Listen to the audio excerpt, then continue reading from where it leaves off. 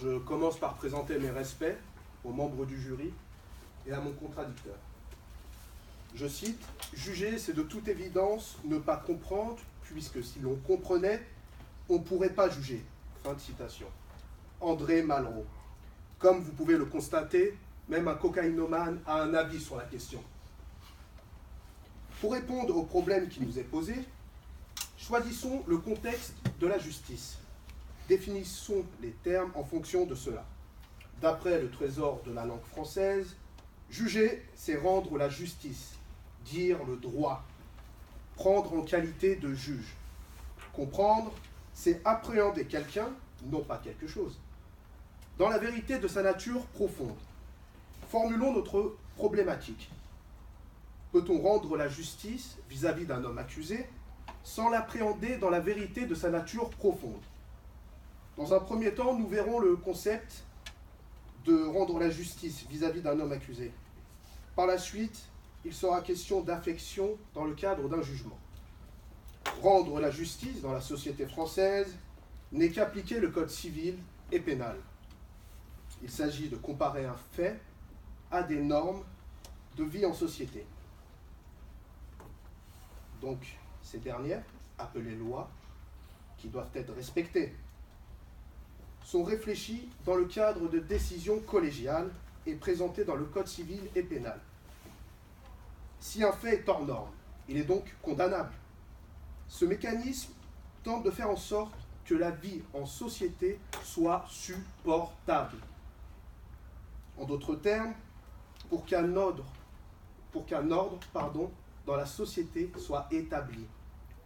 Au passage, je salue les anarchistes s'il y en a dans la salle. Et je suis profondément désolé si j'ai heurté vos convictions. Soyons concrets. L'affaire Pierre Rivière, par exemple, en 1835. Cela fait un moment. Un jeune homme tuant mère, frère et sœur. S'il n'avait pas été condamné, qu'est-ce qui se serait passé? Aujourd'hui, des enfants auraient tué leurs parents parce qu'ils n'ont pas de Nutella au petit déjeuner. Et oui, on en vient là.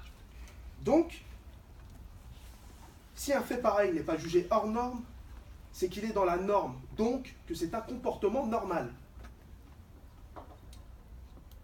Après avoir vu l'importance de la justice dans une société, dirigeons-nous vers un cas où un juge serait amené à comprendre un accusé et l'influence que cela pourrait avoir sur son verdict. Rappelons-nous de la définition du mot « comprendre ». Appréhender une personne dans toute la vérité de sa nature profonde. Ce qui signifie connaître son histoire, comment il a grandi, toutes ses habitudes.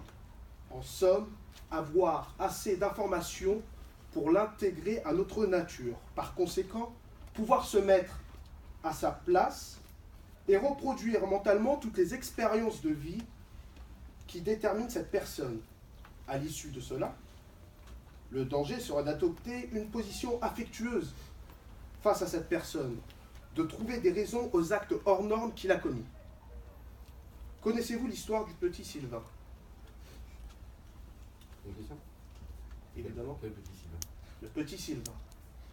Bon. Bah moi les Sylvains, c'est des arbres, mais dans des jeux. À l'âge de 12 ans, il perd son doudou dans une fête d'anniversaire. Plus tard, à l'âge de 20 ans... Et ça rentre de votre famille?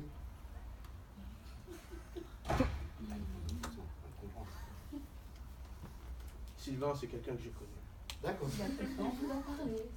C'est quelque chose de difficile. Je vais vous expliquer pourquoi, justement.